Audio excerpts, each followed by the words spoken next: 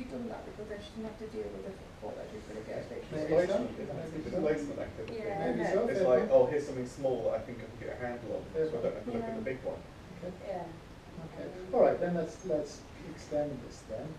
You're the person and mum comes in to your house, which is quite unusual actually, because never invited to your house. Mum comes in, you can see mum, and you're expecting a sure house, you're ready to refer her on or whatever, and mum plonks the sky stuff down. What do you do then? Well, I think I probably would say, like, what would be a good if we discuss the housing, what's happening on the housing part, and see what you've got to say. So deflect the deflection. Yeah, just say, well, hold on, let's get your housing sorted first. Is it, you know, housing more important? I think if she wanted to do Sky, I would say, well, that's fine, I'll sit with you. I don't know. You can ask what they want to go priorities with. list, because her priorities may be different to what you think it should be. Yeah. So I'd go out 1 out of 5, what's your top priority, and then go down from there and sort them out. But you might also see, because it might be that, not that she wants to keep Sky to keep watching Sky, but she might be like, well, it cut off 3 months ago, and now they say they're going to send the bailiffs round, and they're going to kind of see the TV and stuff. So you've got to kind of see what the issue is. It might be that she wants to keep watching Sky, but it might be, you've got to see what the... Okay, that's possibly true. I don't know enough about it to say, but it may well be that if she owes a back amount to Sky, that there is some kind of mechanism that Sky uses to... They do use Sky, do they? Sadly, yeah. I don't know. Well, they came to your house to repossess it, remember that? I had to steal it up next door. But actually, this goes into what we sort of talked about before. Let's assume now that you knew that there were housing issues, and she can't talk about Sky. Do we make a judgment ourselves on what we think her priority should be, or do we do what's in front of us and choose percentages? I think she's an adult, so if she tells you that her priority is Sky, and you go, do you think your housing is a priority? And she says, no, I want to Sky, then that's up to her. If But she... it's for her to sort it, not for you to... Yes. You know, I wouldn't fill it for me, and I would say, no, well, I've got a couple of pens, do you want me to grab one, and I'll sit with you. I'd make a list of your priorities and not what is your priority. So I it's think not that's a good thing. And if she said, Sky, No, then it's you up to always her, have. you go. But you know, this is a good example, I think. If you can get, and it's the same would apply for school that we discussed before, a lot of people don't even have a process of prioritising stuff. So a really valuable thing you can do is to give them action. Just do a goal setting task for them. That's What would right. you like to be in 3 months? And what would you need to change to get there? And then go from If there. you're setting out on paper, what do you think your problems are at the moment? Yeah. Not just what's really floating around your head stressing you out, but right, let's write that down in a sentence. Yeah. If This she one, doesn't know, and then once you can actually see them written down, you can go, right, so which one of these is actually going to cause you the most problem in the next, 3 weeks? And which one can you actually just go, right? Yes. And there's nothing I read in the book about 2-minute tasks. If you're doing that, a lot of them, and I know at home I've got like a stack of things from the optician saying you need 9 of them. And actually that's a 2-minute task. I should actually pick it up, open the letter, phone them up, make an appointment, write it in the diary, and then that'll be out of my head.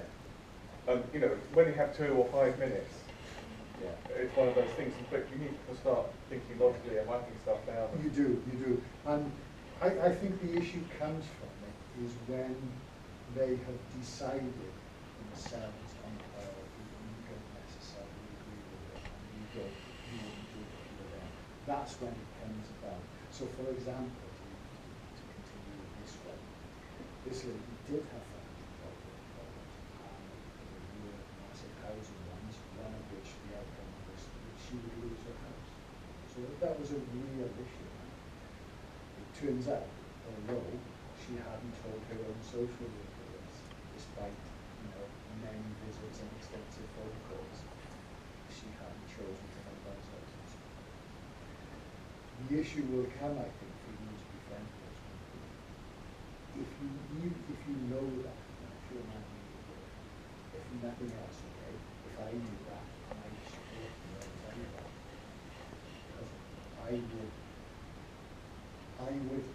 use this example, I would be talking to her social worker, where the social worker, I'm sure would tell me, Mr. Jones, that's got these problems. I would tell you that, because you have a visit next Tuesday with her, and it's unfair that you should know it, Mr. Jones. It's got these problems. If she's still continuing to deny identity expressed herself,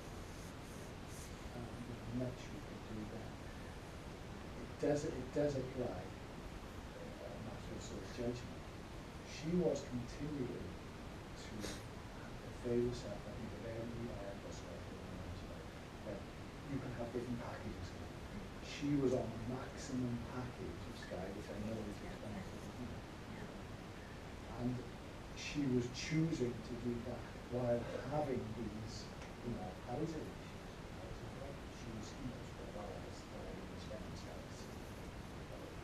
She had everything she could have. That's where the issue of judgment comes in, isn't it?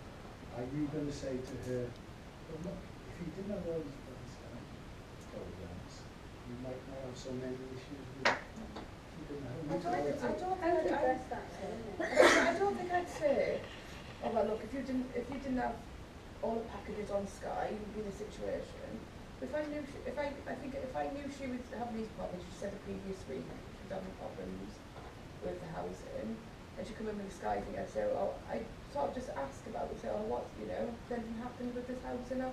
So she knows that I'm still, still helping her, but I'm not going to say, well, no. to deal with these, stop that Sky, No. you know what I mean?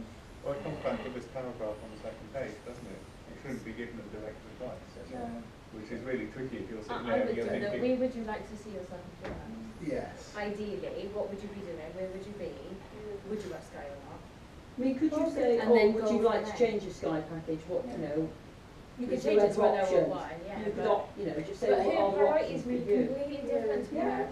So if you do the where would you like to be in 3 months, she might like to live in a tent with Sky. We don't know. Yeah. Then that might be her. I think all you can do is to encourage that process of an evaluation. What do you say? You should prioritise themselves. If they choose to prioritise Sky or smoking or whatever it is, then they can. But what we can do, and this applies to lots of different things, is to give them that means of prioritising, which they might never have done. That's the issue. I mean, I'm using this one as an example. It's a really sort of common one where you will be in houses and situations where you will observe this particular person,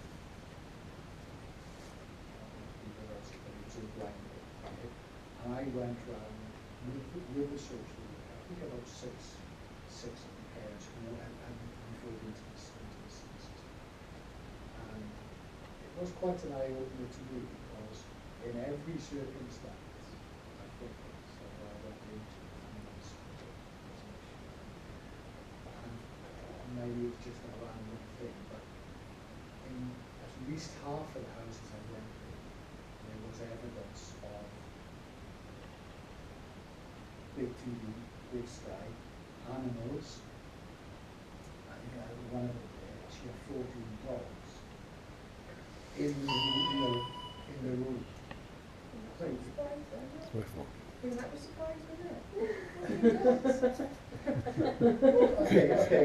You go into a house and there are 14 dogs. Will you tell us we're all I didn't do it. Well, okay. I mean that's carry on the example. Would any of you have an issue going into a house where there were lots of Spiders, yeah. Take some confidence with you. Yeah. 14 dogs would be Yeah. There you go. I mean, That's that's the type of extremely thing that I would subject. need to know. Yeah. Some people actually really don't like dogs and wouldn't go there. Half it's hygiene, let's say there's 14 dogs in one room.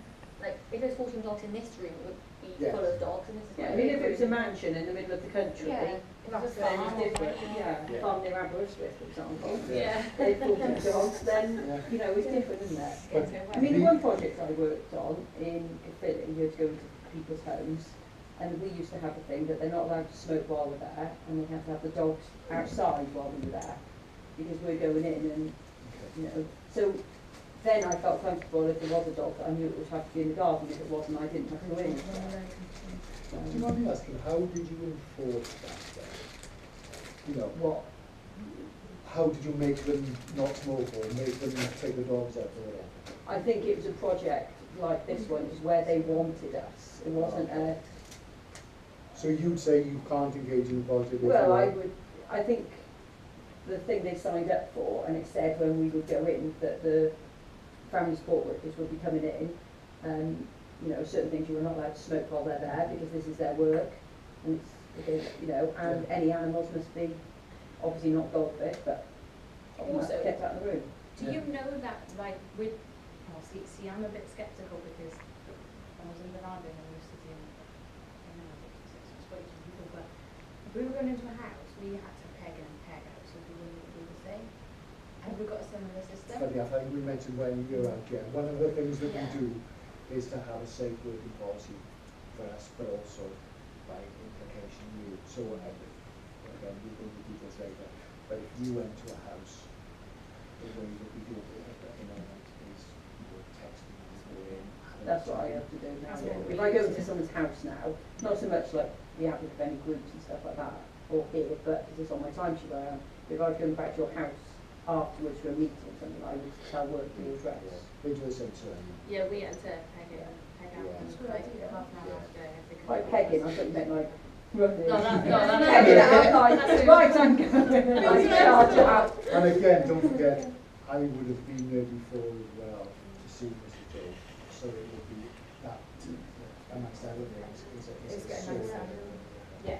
I was trying, my personal thing with our lot though is I find that if you have to go to their house, that's where they're saying their house, you Yeah. have to basically meet you, but if you can meet them outside their house, it puts you both in the ground. Yeah. It's just, in terms of our safety thing, I'm not sure if it's just my own personal experience, I've been to houses that I not want to go in, and I know that